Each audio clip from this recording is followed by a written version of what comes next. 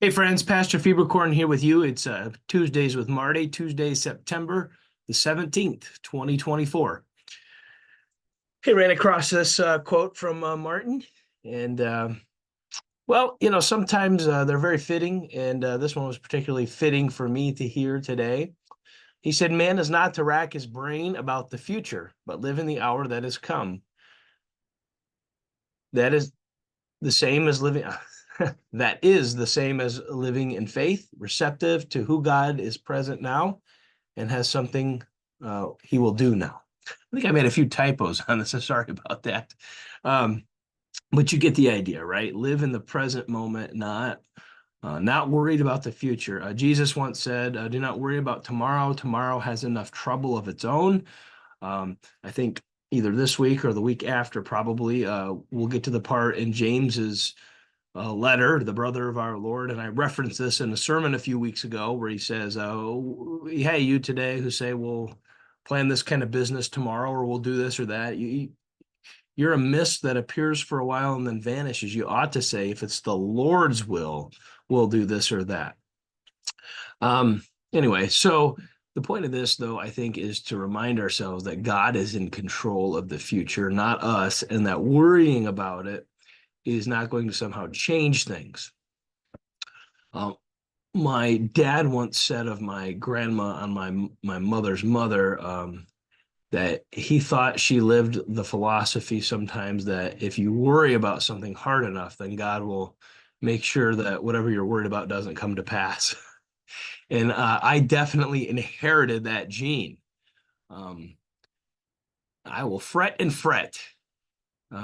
And I somehow think like I do it to myself as punishment, but that then the Lord will see the punishment he's given to me, and then he won't bring the thing that's come to pass. I've tried to get better about that in life. You go on vacation, say like this summer we went to an amusement park. We had a few dollars tied up in those admission passes. Our dates were not flexible. Um, and, it wasn't a huge worry, but I thought to myself in the days leading up, oh no, what if it rains? What if the whole day's a wash, so to speak? And, the truth of the matter is what's going to happen is going to happen. And the more I worry about it, I'm not going to change things.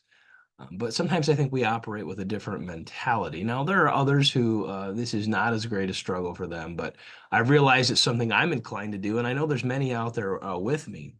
Um, so why not worry about the future? Well, it's in God's hands, right?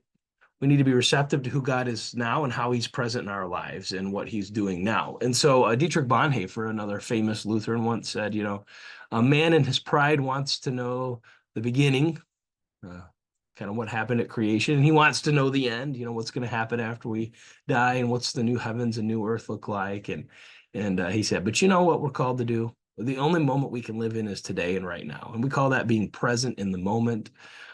When you're always worried about the future, you're not present in what's happening right now, and you're not investing in those people and conversations around you because you're so oriented to what comes next. Now, there is such a thing as planning for the future, being responsible. There is such a thing as godly concern. Um, not everything that we might worry about is selfish in nature. Right now I'm getting ready to send my oldest off to school in a year, and it's not that I'm worried about where he'll go to college or how financial aid will work out, but I have a concern about that, and so I do spend some time thinking about it, researching, planning. Um, Nothing wrong with that, but as we do that, we have to have the confidence that God will see us through, and that even if we hit some roadblocks, that we'll do our best to negotiate those when we get there by His grace. And many of you who are watching this devotion, this is no secret to any of you. You've been down the road of life and you've encountered this before. But no matter how much experience you have, whether you're in your 30s, 40s, 50s, 60s, 70s, or 80s, um, every stage of life presents new challenges and new things to worry about. In our later years, it can be our health. It can be what our children are doing or what our grandchildren are doing. And we need to commit these things into God's hand, be receptive to the tasks that He gives us today, to focus on what I've got to do today and worry about tomorrow, of course, when tomorrow comes. All right, well, I've rambled on long enough. Hopefully that was a good reminder for you this Tuesday, and we'll see you later in the week.